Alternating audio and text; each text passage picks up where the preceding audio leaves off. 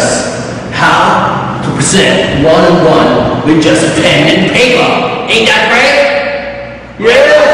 Yeah. So great! Okay, so remember the easy format is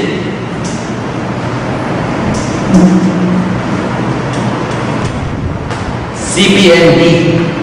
So, first, C, right? So, ako, pag may prospect ako, ang ginagawa ko, ginagawa ng laptop. Kasi wala naman talaga laptop. Hindi na rin ako nagdadala ng flip chart. So, ang gamit ko na lang is pen and paper. So, very simple, very easy. Bakit? Kasi dati, na-realize ko, pag nag-present ako ng is kahit anong sabihin mo, kahit akala ko saan siya, hindi mo siya sali. At saka yung mga hindi mo akala sali, sila yung sumasali. So, sabi nila sa mga mentors ko, ang success rate daw sa networking, pag nag-present ka, 1 to 10%. So, dati, nag-present ng 1 to 2 hours. At ang motivation, story, sinabi ko na, pero hindi ko lang sigurado na sa aling tao. And with this method, at least 15 minutes lang, tapos ka nag-present. Hindi ka mahirapan, isasahin na lang mo, pati yung prospect ko rin, hindi tatama rin makinig sa'yo. So ito, overview lang ng business ang ibibigay mo. After nito, pwede mo siya kumustahin. Kung gusto niyo mag-attend ng BOM for more info, or ready na siya mag-pay-in sa'yo. Okay? So first, let's start with C, which is company. Okay? So, sa pinakataas na open ko, sinusunod ko, ako na namin, being mobile. And then, establish April 2008. So, about kung sinusulat ko yun, sinasabi ko sa prospect ko na sabi nila pag yung company 2 years or more, 90% stable na siya. So this year, magpo 4 years na being mobile is April 2012. So super stable na talaga. And then ang owner ng being mobile, sinusulat ko, owner, Benta, kapitan. After ko isulat ka, tinatanong mo yung prospect, ikaw, pinanong mo si... Anyway, doon na sabi ko kanina, tinatanong mo yung prospect kung ilan ang spend na kapital. And then usually, sinasabi, hindi. So, pinapakita ng spend na kapital, sabi ko, one of the leading investment houses in the Philippines, nagpifinansan sila ng mga companies, and then, since 1957 pa sila. So, tinatanong ko yung prospect, more than 50 years na yung pinapakita, tingin mo stable or super stable? Siyempre sabihin niya, super stable. And then, sabi ko, capital, finances, ABS-CBN, San Miguel, Petrol, 7-Eleven, etc. So, after namin yung sulat, tinatanong ko yung prospect. Sa tingin mo ko, big na yung mga companies na to. Siyempre sabihin niya, big na yun. Pag sabi niya na big na yung mga companies na to, so ibig sabihin, si Ben Capital, super big na yun. Bakit? Kasi siya yung papawag ng pera sa mga companies na to.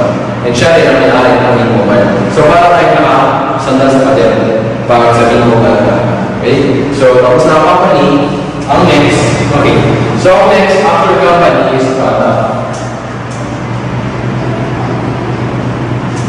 Sa product, very simple lang. Sabi mo lang, basic need siya. Bakit? Bago ka makatulog, anong huling ako? Cellphone. Pag basic mo, may mood ako, palis pa na, baka pahina mo. Ako na mo pinitindan, cellphone. Mas marami pa rin message ng text kaysa kumain. So, very basic need siya, text capital of the world, Pilipinas. And then, ang sinasabi naman dito, anong klase ng mga products namin? Almost all prepaid. So, nilalagay ako ng sample. Sabi ko, buksan, smartphone network, cellphone, broadband,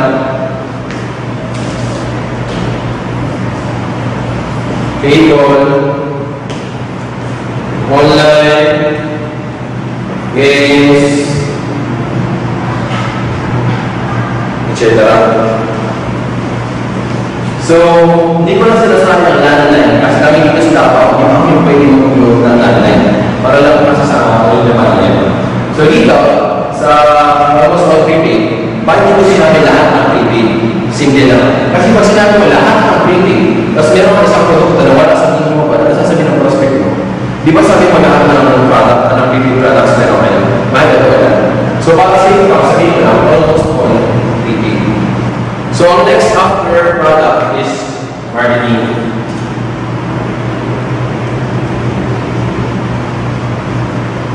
Simple lang yung marketing. Sabihin mo, pag member ka na, meron mga 8 to 11% lifetime discount.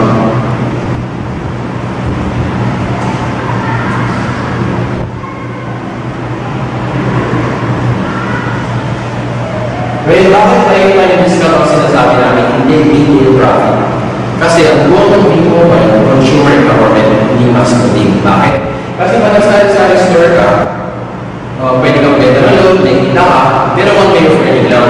Kung hindi magkasakit ka, absent ka, or meron kang pinuntahan, hindi mo makabenta ng load, ibig sabihin, wala kang kita. Ngayon dito sa mobile, load yourself, discounted ka, share mo sa pamilya mo, share mo sa kaibigan mo, share mo sa mga kakilala mo, meron kang endorsement ka. Mamaya, i-explain ko ang endorsement ka.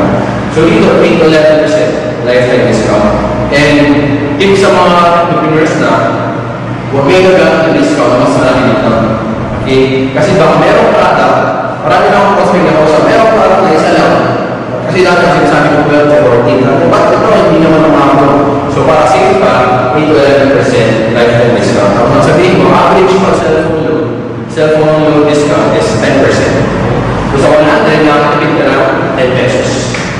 So after yan, sinasabi ko, DSI or Direct Sales Incentive. Ano ibig sabihin na? Tanggin mo yung pangalan na, ano pangalan mo? For example, sa tayo. Sinusunod mo yung pangalan niya. Okay? Tapos, humingi ako ng dalawang kaibigan ni tayo. Sabi ko, tayo, ano ba dalawang kaibigan? So, si Sam.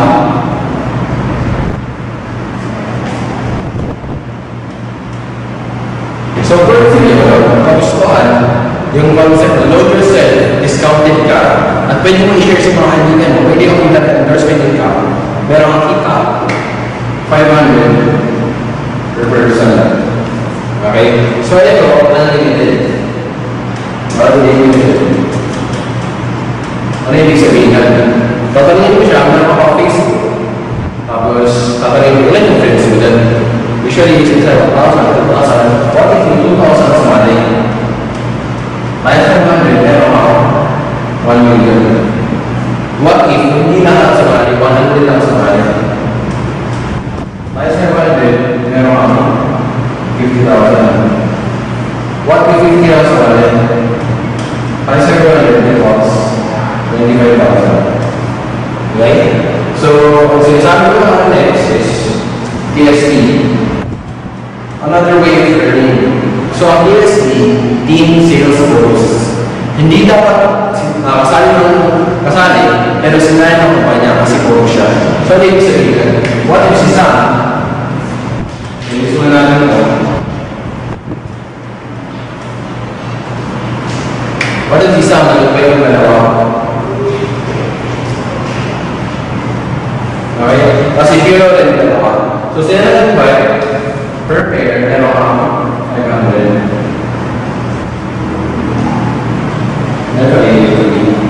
Basta meron pares, A, tsaka sa B, meron kang 500. Kaya hindi ko nalupay.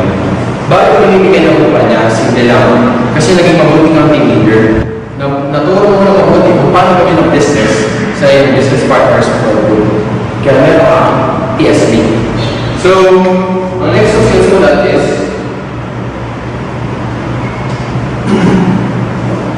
kung sinasabi ko naman dito sa power of 2, akala ko lahat yung join dito, kailangan ko magpasal ng 100 or 200 na tao.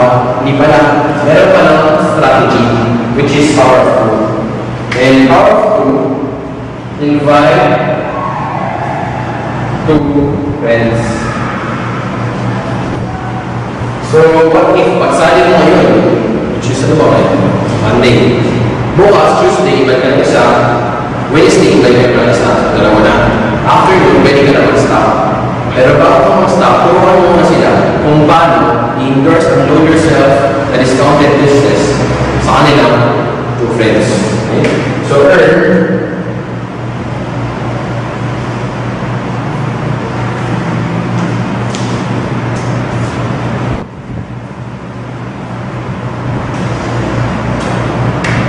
65K, more than 65,000 in 7 months. Ilang araw trabaho mo sa isang buwan? Dalawa. Ilang kaibigan mong may? Dalawa. Ilang kaibigan ang invite mong may? Dalawa. Ilang kaibigan ang invite mong may? Dalawa lang rin. Kaya siya powerful. And possibly, 1.9 million in 1 year. Okay? So dito sa 1.9 million in 1 year, sinasabi ko possible. What if, yung mga populat ko, hindi ako nag-stop sa dalawa. Kumaka ko sa 20 kasi magalas ko ko yun. Diba? So what if, hindi mo makuha yung 1.9? Kasi possible. Ibig sabihin, pwede hindi mo makuha. Pwede mo makuha mo. Example, 1.9 million in 1 year. Pwede mo masakulaan. Okay? So dito, what if 50% accuracy ng 1.9 million? Ibig sabihin, meron kang 1 million in 1 year, not bad. What if 25%? Meron kang 500,000 in 1 year. And what if 10%? Meron 190,000 in 1 year, which is not bad. Diba? Kesa naman yung pera mo, lagyan ng savings sa mga sa bank, wala mong marin, wala mong tututo. So, dito rin, sa marketing, in-explain ko rin na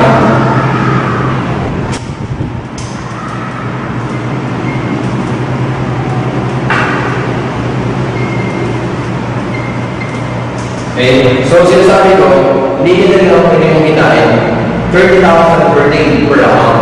So, what if kumita ka ng 40,000 sa isang araw? Yung 30,000 na matatakar mo, yung 10,000 sa kumpanya. Bakit? Safety feature ng company para hindi sila mag-overpay. At saka, hindi naman masama, di ba? Kung 30,000 kitain mo sa isang araw. Ngayon na yung account, mamaya explain ko. But so last part, but the very, very, very important part of the one-on-one is the dream building. Ito, hindi ko ito pwedeng ituro sa inyo exactly kung paano siya gawin. Because, kailangan mo ito ng practice. So, dito, bibigyan ko na kayo ng guide kung paano ko siya ginagawa. Tapos, sinusulat ko, why do this? Alright? So, number 1, share this, our team vision. And then, we make dreams. No. Okay. So, dito sa team vision, sabi ko, meron kasi kami vision sa team. Yung vision natin, we make things come true. Dahil, kasi napansin ko, sa news, ano lagi ba? Pinatay, ni-rape, sinaksak, ni-rape, tapos pinatay, tapos ni-rape, di ba? Tapos kininda, nagnakaw, terorista, bomba, bumagyo, baha, nasunog, sinaksak, ni-rape, di ba?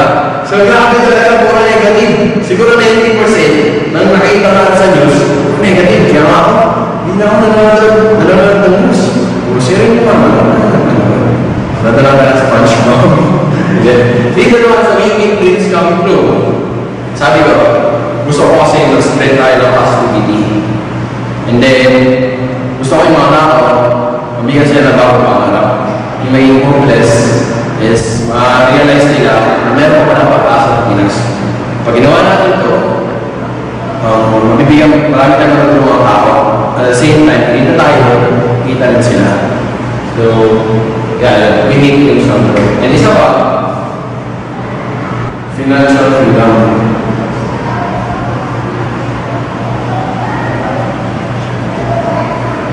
So, dito sa financial freedom, sabi ko na gusto ko kasi mabili mga gusto ko.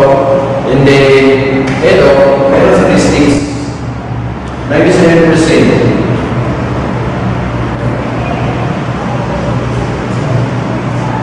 Ayon sa statistics, ang 97% ng population of the world, or 3% rich. Di ba sabi ni Sir John Gano, walang pinasas. It's either you're poor or you're rich. But 97% owns 3% of the wealth of the world, and 3% owns the 97% of the wealth of the world. Of the wealth of the world pala, sorry. So, sobrang laki. Sobrang ang iyaman talaga ng 3%. And ayon lang sa studies, by the age of 65, 3% will be financially free. But 97% will not be financially free. They will rely on the government or their friends for financial support kasi wala sila ng ipong pera by the age of 65. So, syempre, gusto ko, mabili ko yung mga gusto ko, hindi rin mga kailangan ko. Syempre, gusto ko rin makabili ng sasakyan. Actually, meron akong prospect, hindi ko sinasabi na nakabili na ako ng sasakyan. Ang sinasabi ko, gusto ko kasi makabili ng sasakyan. Lima kami sa pamilya namin, and gusto ko SUV. So, yung black siguro lang, Montero Sport, kaya siguro yan. And then, tinatanong ko siya, ikaw, ano yung gusto mong sasakyan? And then, pag sinabi niya, usually kasi pag alam na yun sa sasakyan, pag sinabi niya, Mazda 3, sinusulat ko, ano ko, wala eh. And sabi niya rin, then, Mazda 3. So, sinasabi ko naman, ako, Mazda 3. E di, buhay ka na. Ang dami mo siguro ng chicks. Imagine, pag ginawa natin ito, after 1 to 2 years,